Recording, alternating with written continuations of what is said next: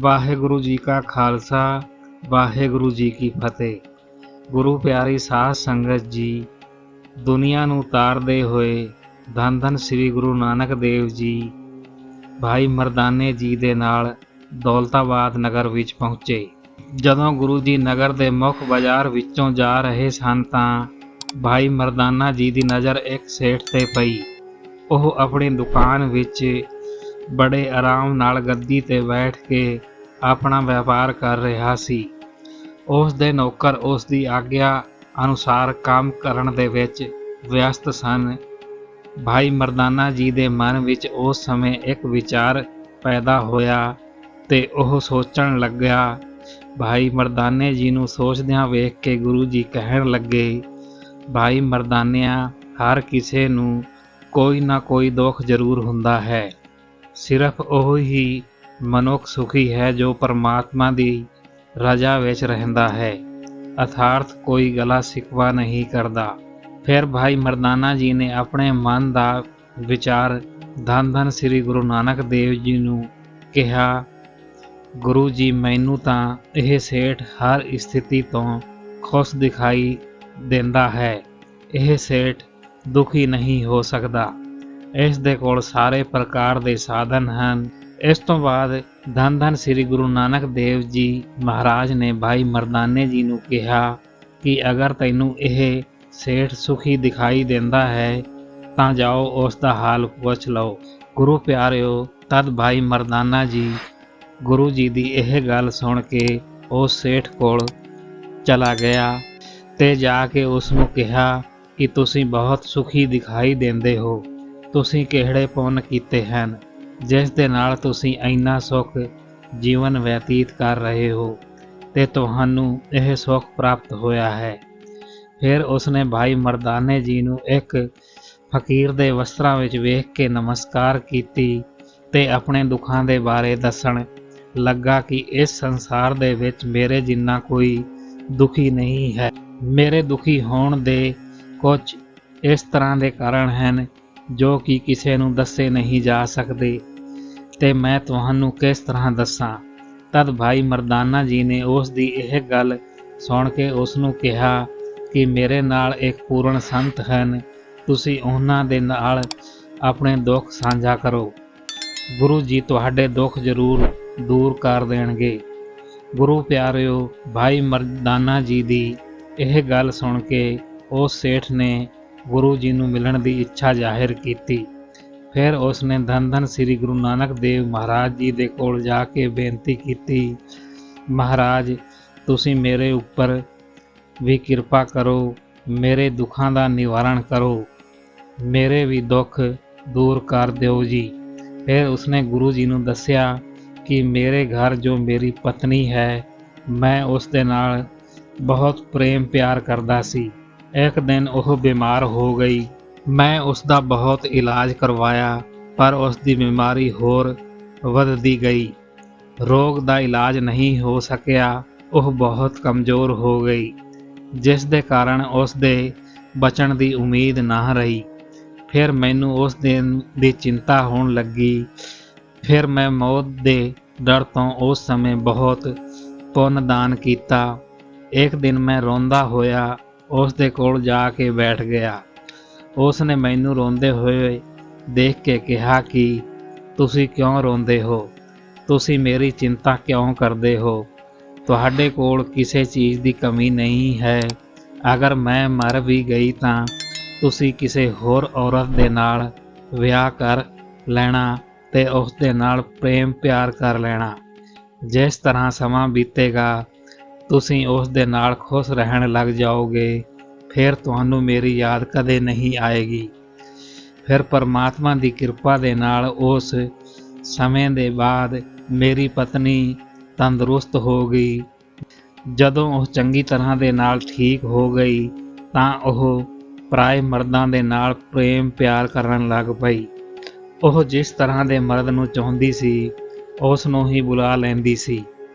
उस दिन तो इस तरह के कारण मैं रोज़ अपनियां अखां दे नाल देखदा हाँ ते अंदर ही अंदर दुखी हुंदा हाँ ते हर समय चिंता दे विच पिया रहना हाँ।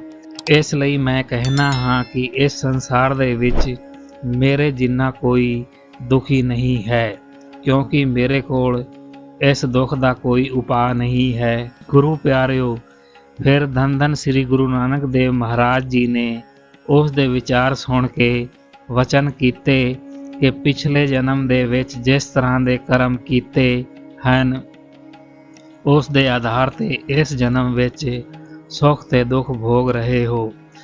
ਪਿਛਲੇ ਜਨਮ ਦੇ ਵਿੱਚ ਜੋ ਕੀਤਾ ਹੈ ਉਸ ਦਾ ਫਲ ਮਿਲ ਰਿਹਾ ਹੈ।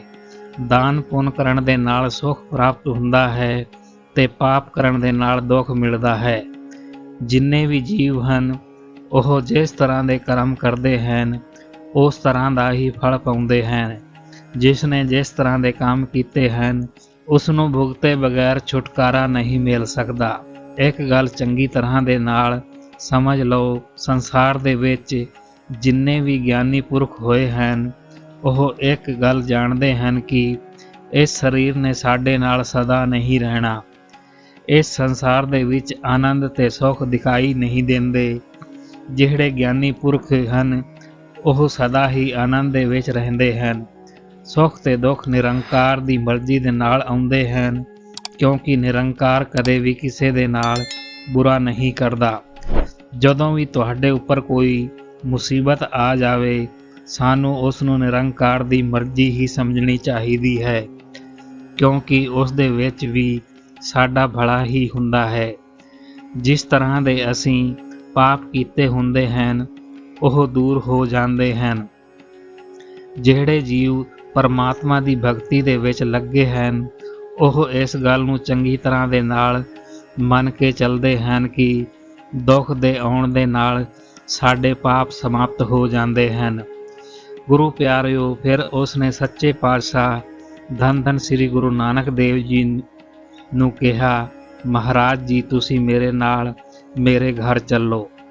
ਆਪਣੇ ਚਰਨ ਮੇਰੇ ਘਰ ਦੇ ਵਿੱਚ ਪਾ ਕੇ ਮੇਰੇ ਉੱਤੇ ਵੀ ਕਿਰਪਾ ਕਰੋ। ਉਸ ਦੀ ਇਸ ਬੇਨਤੀ ਨੂੰ ਸੁਣ ਕੇ ਗੁਰੂ ਜੀ ਉਸ ਦੇ ਨਾਲ ਉਸ ਦੇ ਘਰ ਚਲੇ ਗਏ। ਉਸ ਨੇ ਗੁਰੂ ਜੀ ਦੀ ਬਹੁਤ ਸੇਵਾ ਕੀਤੀ। ਫਿਰ ਉਸ ਨੇ ਆਪਣੀ ਪਤਨੀ ਨੂੰ ਗੁਰੂ ਜੀ ਦੇ ਚਰਨਾਂ ਵਿੱਚ ਸਿਰ ਰੱਖਣ ਨੂੰ ਕਿਹਾ। ਉਸ ਦੀ ਪਤਨੀ ਨੇ ਗੁਰੂ ਜੀ ਨੂੰ ਨਮਸਕਾਰ ਕੀਤੀ ਤਾਂ ਉਸ ਦੇ ਮਨ ਨੂੰ ਸ਼ਾਂਤੀ ਦੇਣ ਲਈ ਗੁਰੂ ਜੀ ਨੇ ਉਸ ਨੂੰ ਇੱਕ ਵਚਨ ਕੀਤਾ ਕਿ ਪਤੀ ਭਾਵੇਂ ਪਿੰਗਲਾ ਹੋਵੇ, ਭਾਵੇਂ ਕੋਢੀ ਕਿਉਂ ਨਾ ਹੋਵੇ, ਔਰਤ ਉਸ ਨੂੰ ਪਰਮੇਸ਼ਵਰ ਸਮਾਨ ਹੀ ਜਾਣਦੀ ਹੈ ਤੇ ਉਸ ਦੀ ਸੇਵਾ ਕਰਦੀ ਹੈ। ਉਹ ਦੂਸਰੇ ਮਰਦਾਂ ਦੇ ਲਈ ਆਪਣੇ ਅੰਦਰ ਮੋਹ ਭਾਵ ਨਹੀਂ ਰੱਖਦੀ।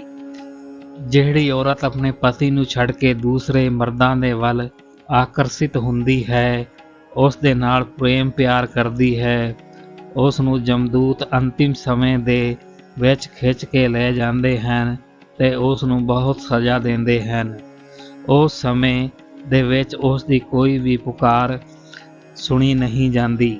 ਉਸ ਦੀ ਸੰਸਾਰ ਦੇ ਵਿੱਚ ਵੀ ਨਿੰਦਿਆ ਹੁੰਦੀ ਹੈ, ਅੱਗੇ ਜਾ ਕੇ ਵੀ ਉਸ ਨੂੰ ਦੁੱਖ ਹੀ ਮਿਲਦਾ ਹੈ। ਜਿਹੜੀ ਔਰਤ ਪਵਿੱਤਰਤਾ ਹਾਸਿਲ ਕਰਦੀ ਹੈ, ਅੱਗੇ ਜਾ ਕੇ ਦਰਗਾਹ ਦੇ ਵਿੱਚ ਵੀ ਉਸ ਨੂੰ ਸੁੱਖ ਮਿਲਦਾ ਹੈ।